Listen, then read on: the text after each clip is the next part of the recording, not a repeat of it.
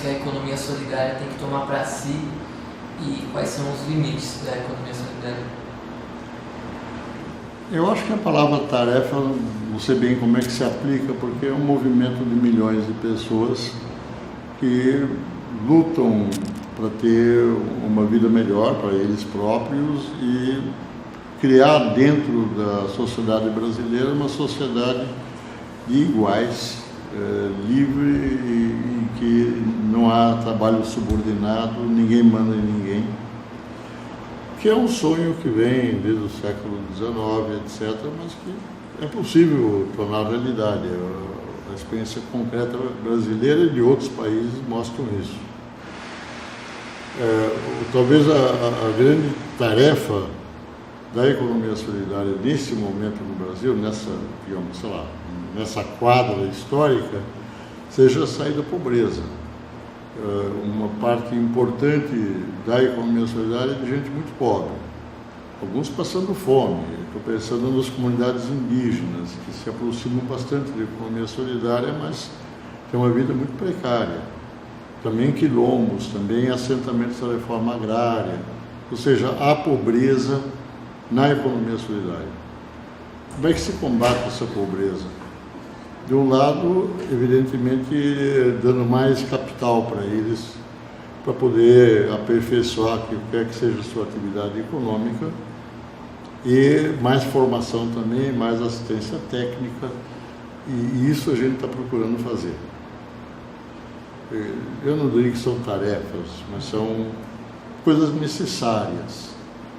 E só para explicar como é que a gente age, as políticas da Secretaria Nacional de Economia Solidária são discutidas com o Fórum Brasileiro de Economia Solidária e, quando são específicas, com os próprios interessados diretamente. Então, a maior parte das vezes a nossa ajuda se dá através de convênios. Então, existe um contrato, por assim dizer. O convênio implica em deveres e direitos mútuos entre o governo brasileiro e as comunidades. E atualmente, neste governo da Dilma, nós temos muito mais recursos, porque nós estamos no programa Brasil Sem Miséria.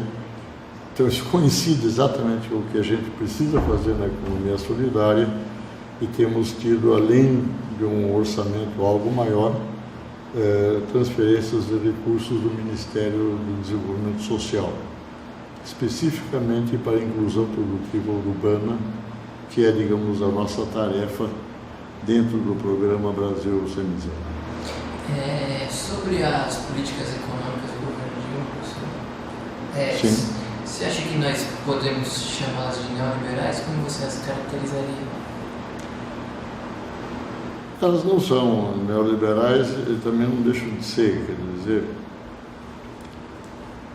nesse momento as políticas econômicas, está pensando só nas econômicas, tem as políticas sociais que têm implicações econômicas também.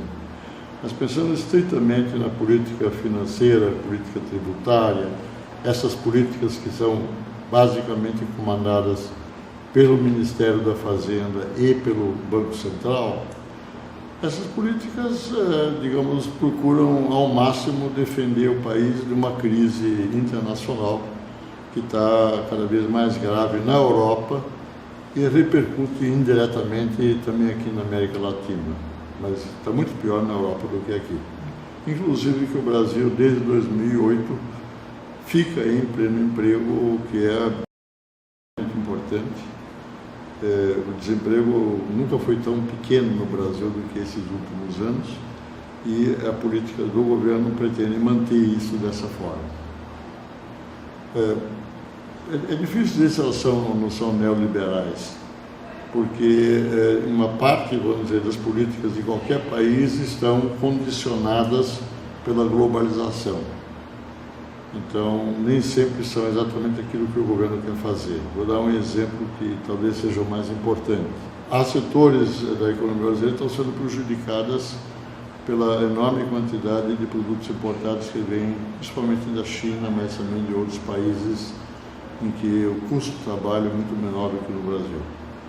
Eu defendo que nós deveríamos defender a indústria nacional, porque não faz sentido nenhum, em nome da liberdade de comércio, você permitir que fechem fábricas e se perca trabalho no nosso país.